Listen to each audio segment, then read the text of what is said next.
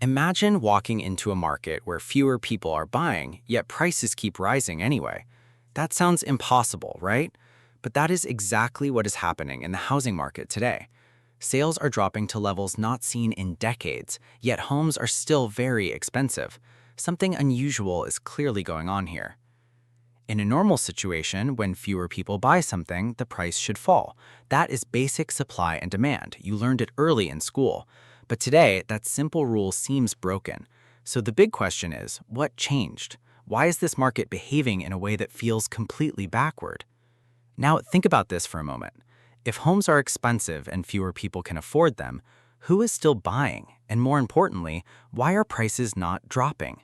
These questions confuse many people, especially first-time buyers who feel locked out of the market and unsure what to do next. Let's start with some simple numbers to understand the situation better.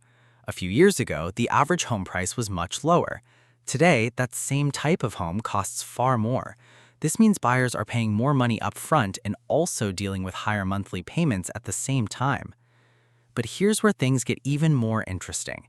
It's not just the price of the house that increased. The cost of borrowing money also went up. So now, buyers face a double problem. They are paying more for the house itself and more for the loan used to buy it. Imagine two people buying the exact same house just a few years apart. The first person pays a lower price and gets a cheap loan. The second person pays a higher price and gets an expensive loan. The difference in their monthly payments can be huge even for the same home. For example, someone buying a home during low interest rates could pay a comfortable monthly amount, but today that same home could cost hundreds more every month. Over time, this adds up to tens of thousands, even hundreds of thousands in extra payments. That is a serious financial burden. So what caused this situation? To understand it, we need to go back a few years. Around 2020, the world faced a major crisis. Governments and financial institutions reacted quickly. One of the biggest actions taken was lowering interest rates to make borrowing money easier. Lower interest rates made loans cheaper. Suddenly, people could afford bigger homes with the same income. This created a surge in demand. Many people who were unsure about buying decided to jump in. It felt like a rare opportunity that might not come again. But here's the part most people miss. It was not just cheap loans that drove demand. People's lifestyles also changed. Homes became more important than ever. They were no longer just places to sleep. They became offices, classrooms, gyms, and social spaces all in one. Now, think about your own situation. If you had to work from home every day, would your current space feel enough? Many people answered no. They wanted bigger homes, extra rooms, and better environments. This shift pushed even more people into the housing market at the same time. Another major change was remote work. Suddenly, people were no longer tied to one location. They could live anywhere and still keep their jobs. This led to a wave of people moving from crowded cities to more affordable areas, increasing demand in those locations very quickly. Picture thousands of people leaving crowded cities and moving into smaller towns. These towns were not prepared for such demand. There were not enough houses available, so buyers began competing with each other, often offering more money just to secure a home. And this is where things started to heat up. In many areas, buyers were offering far above the listed price. Homes were selling within days, sometimes hours. It became normal to see bidding wars where multiple buyers competed for the same property. Here's a surprising thought. Some people made huge profits simply by buying at the right time. They didn't need special skills or deep knowledge. Timing alone made the difference. But for those who missed that window, the situation quickly became much harder. Then came another major shift. As prices rose quickly, inflation also started increasing. This means the cost of goods and services across the economy went up. To control this, central banks began raising interest rates again, but this time very aggressively. Now ask yourself this question. What happens when borrowing suddenly becomes expensive again? Fewer people can afford loans. This reduces demand, and in a normal market, prices would start to fall. But that is not what we are seeing here. Interest rates climbed sharply in a short time. Loans that were once cheap became expensive. Monthly payments increased dramatically. For many people, buying a home became almost impossible. They were priced out of the market completely. Here's a shocking reality. The average income required to afford a home today is much higher than what most families earn. This means a large number of potential buyers can't even qualify for a mortgage. They aren't just waiting, they are completely excluded. So now we have fewer buyers in the market. Sales are dropping, but prices are still high. Why? This is where the real issue becomes clear. The supply of homes is also very limited, and that changes everything. Think about homeowners who bought during low interest rates. They locked in very cheap loans. If they sell now, they would need to buy another home at a higher rate. That would increase their monthly payments significantly. So many choose to not sell at all. This creates a situation where fewer homes are available for sale. Even though demand has dropped, supply has dropped too. And when both decrease together, prices don't fall as much as expected. The market becomes stuck. This is what people mean when they say the market is frozen. Buyers can't afford to enter, and sellers don't want to leave. Transactions slow down, but prices remain high because there are still not enough homes available. Now, think about this carefully. If only a small number of homes are for sale, even a small number of buyers can keep prices elevated. It doesn't take millions of buyers to support high prices, just enough to compete for limited options. Another factor is construction. Building new homes has not kept up with demand over the years. There are many reasons for this, including costs, regulations, and supply chain issues. The result is a long-term shortage of housing. So even as demand slows, the shortage remains. This puts a floor under prices. It prevents them from dropping quickly even when fewer people are buying. The imbalance between supply and demand continues to shape the market. Let's look at a simple example. Imagine a town with only 10 houses for sale, but 20 interested buyers. Prices will rise. Now imagine only 5 buyers remain, but still only 10 houses. Prices may stabilize, but they don't collapse. But here's something important to understand. Not all buyers are equal. Some have more money, better credit, or cash. These buyers can still compete strongly even when others drop out. This keeps pressure on prices in certain segments of the market. Investors also play a role. Some see housing as a long-term asset. They continue buying even during uncertain times. Their activity adds another layer of demand, especially in areas where rental income is strong. Now, you might be wondering, will prices ever fall? The answer is not simple. Prices can adjust, but major drops usually require a large increase in supply or a major economic shift. Neither is guaranteed in the short term. So what should you do in this situation? First, understand your own financial position. Don't rush into buying just because you feel pressure. Make sure you can comfortably afford the payments even if conditions change. Second, focus on long-term value. A home is not just a financial investment, it's also a place to live. If it meets your needs and you plan to stay for years, short-term price movements matter less. Third, be patient. Markets move in cycles. What feels impossible today may look very different in a few years. Opportunities often appear when people least expect them. Here's a question to think about. Are you buying because it makes sense for your life or because you fear missing out? This simple question can help you make better decisions. Another smart move is to improve your financial strength. Increase your savings, reduce debt, and build your credit. These steps give you more options when the right opportunity comes. You can also explore different locations. Some areas are more affordable than others. Expanding your search might help you find better value without stretching your budget too far. Finally, stay informed. Understanding how the market works puts you ahead of many people. When you know the reasons behind price movements, you can make decisions with confidence instead of fear. The housing market today may seem confusing, but it's not random. It's the result of a series of events that built on each other over time. Once you see the full picture, it starts to make sense. And here's the key takeaway. High prices and low sales can exist together when supply is tight and borrowing is expensive. It feels strange, but it follows a clear logic once you break it down step by step. So the next time you hear someone say the market is broken, remember this: it is not broken. It is just reacting to powerful forces that are still playing out. Understanding those forces is your biggest advantage. In the end, smart decisions come from clear thinking, not panic. Take your time, learn the numbers, and move when it truly makes sense for you. That is how you win in any market, no matter how strange it looks. Now here's where things become even stranger.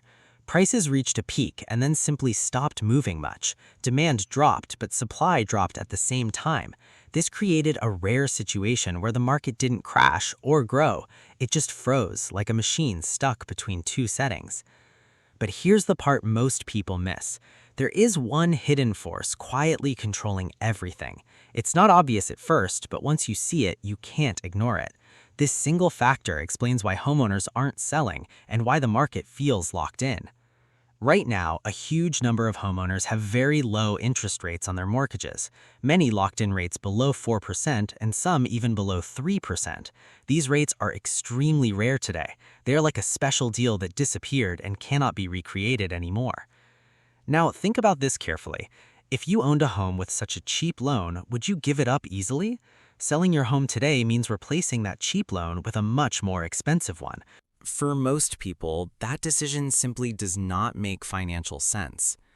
Imagine switching from a low monthly payment to a much higher one for the same value. That difference can be hundreds of dollars every single month. Over years, it becomes a massive amount of money. So even if people want to move, they often choose to stay. This situation is called the lock-in effect. Homeowners feel stuck not because they love their homes, but because leaving would cost them too much money. Their financial situation is tied to their current mortgage, and breaking that link comes with a heavy price. Here's a surprising question. What if moving costs you tens of thousands of dollars even before buying a new home? That is the reality for many homeowners today. The hidden cost of switching loans acts like a barrier, keeping people exactly where they are.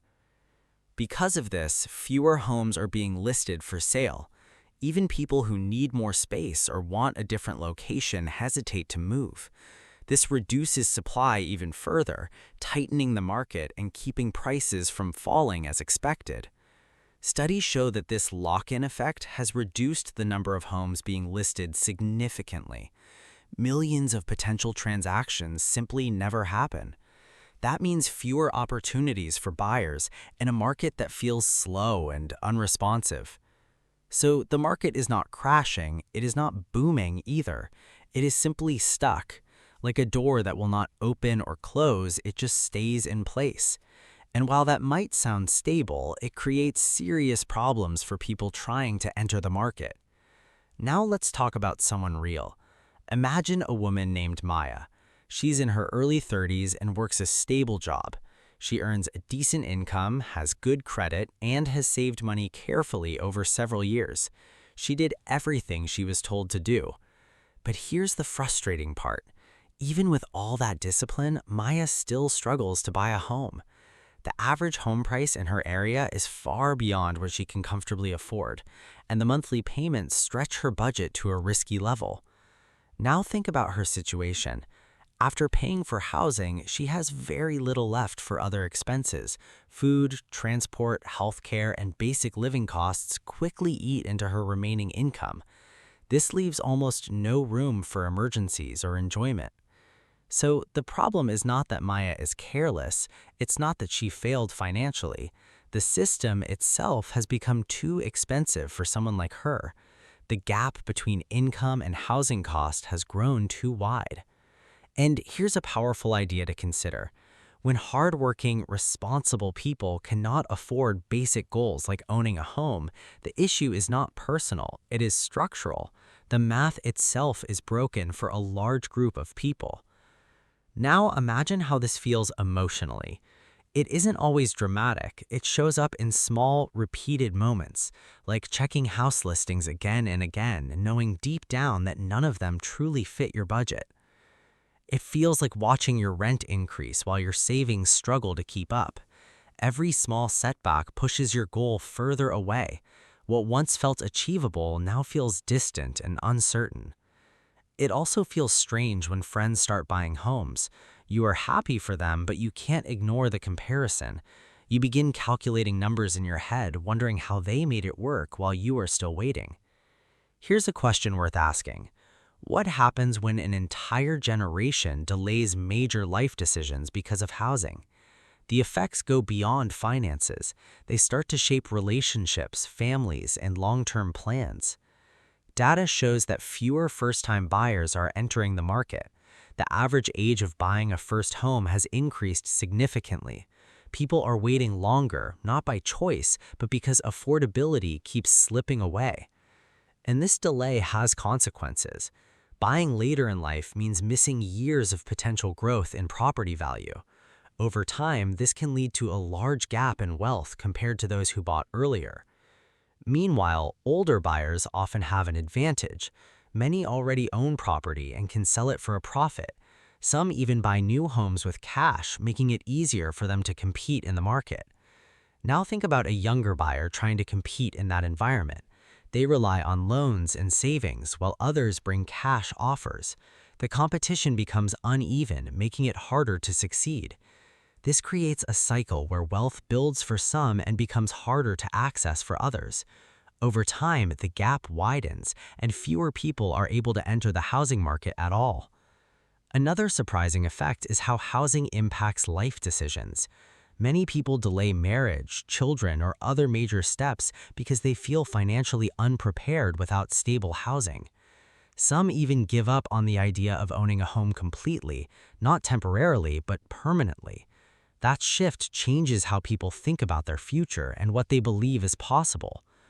Now, here's something important. The housing shortage did not start recently. It's been building for many years. After a major financial crisis in the past, construction slowed down significantly. Builders became cautious and reduced the number of homes they were creating. For years, fewer houses were built than needed. This created a long-term shortage that still affects the market today.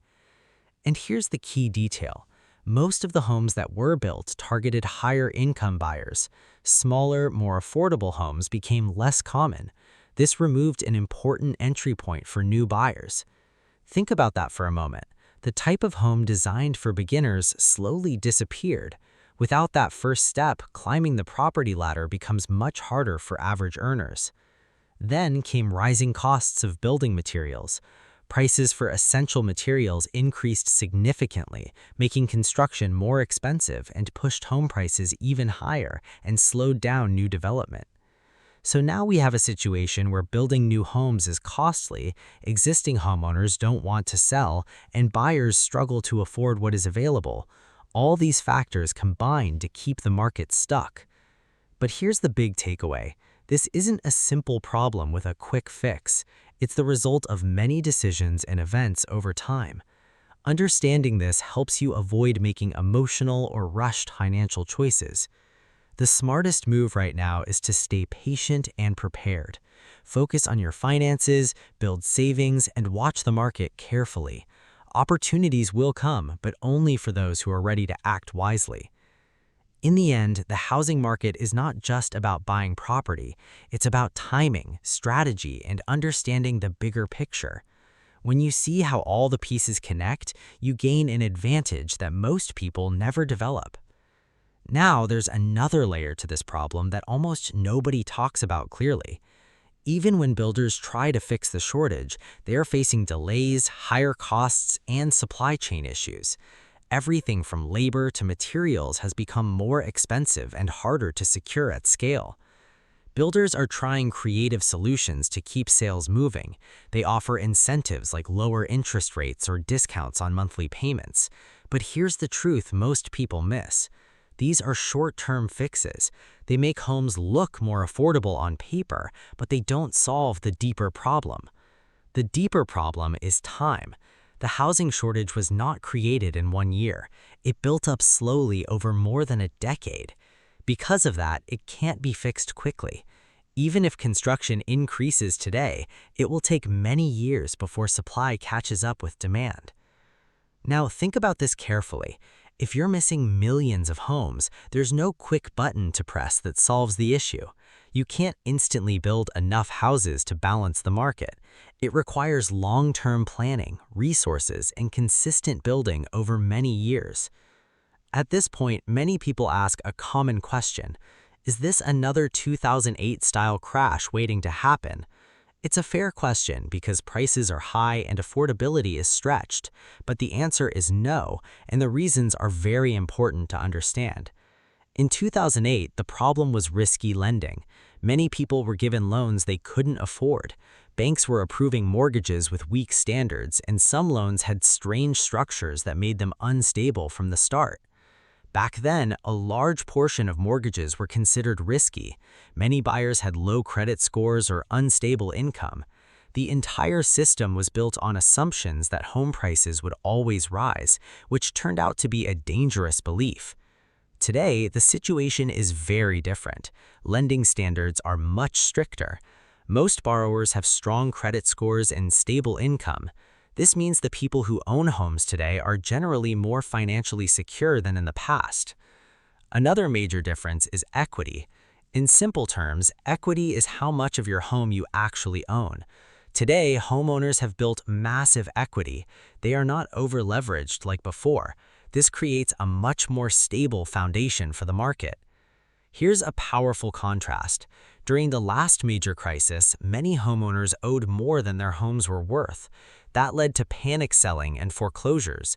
Today, only a very small percentage of homes are in that situation. So instead of a fragile system ready to collapse, we have a system that is financially strong but extremely expensive. That's a very different kind of problem. It doesn't lead to a crash in the same way. Think about it like this. A crash is loud and sudden. A frozen market is slow and quiet. One creates panic opportunities, the other creates long-term frustration and delay. Right now, we are clearly in the second situation. Even if prices don't fall sharply, the market still creates pressure on everyday people. More income is going towards housing, leaving less for saving, Investments, and lifestyle choices. This slowly changes how people live. Now, here's something important to understand. Many people are waiting for interest rates to drop before they act. And yes, lower rates would improve affordability, but the effect may not be as simple as people expect. Some forecasts suggest rates may improve slightly over time. That sounds like good news, but here's the catch. A large number of buyers are waiting on the sidelines. If rates drop, they will rush back into the market at the same time. Now imagine what happens when millions of buyers return suddenly, but the number of available homes stays low. Demand increases quickly, but supply does not change. This usually pushes prices up again. So ironically, a drop in interest rates could temporarily make homes more expensive, not because anything is broken, but because demand reacts faster than supply can adjust. That imbalance creates short-term price pressure. This is why experts often describe the market as slow to correct. Even when conditions improve, the response is delayed. Housing is not like stocks that react instantly. It moves slowly, sometimes over many years. The most realistic outcome is not a crash or a sudden recovery. Instead, it is a long period of slow adjustment. Prices may stay flat while incomes gradually rise. Over time, that slowly improves affordability. But that process takes patience. It does not solve problems overnight. For many people, especially younger buyers, this feels frustrating because life decisions are happening now, not 10 years from now. If you're in your 20s or 30s, you're experiencing a housing market that feels very different from previous generations. It is not collapsing, but it is also not accessible in the same way it once was. This creates a strange emotional situation. On the surface, everything looks normal. Houses are still being bought and sold, but underneath, many people feel locked out, even when they're doing everything right. And here's an important truth. The system is not designed around individual effort alone. It is shaped by large economic forces like interest rates, construction trends, and long-term policy decisions. That means even responsible, hard-working people can struggle to afford homes, not because they failed, but because the structure of the market has shifted faster than wages and income growth. So when you look at the numbers, the gap becomes very clear. The income needed to comfortably afford a home is higher than what many households earn. That gap is not small, and it cannot be ignored. Now, think about how decisions are influenced. Many people feel pressure from social expectations. Buying a home is seen as a milestone of success, but that pressure does not always match financial reality. This is where careful thinking becomes important. A home should fit your budget, not stretch it beyond safety. If monthly payments take too much of your income, it creates long-term stress. A good rule is to keep housing costs within a manageable portion of income. This allows room for savings, emergencies, and normal life expenses. Stretching beyond that often creates financial strain later. Another strategy is to compare renting and buying honestly. Renting is not failure. In some markets, it can actually be the smarter financial choice, especially when prices are high and interest rates are elevated. The key is flexibility.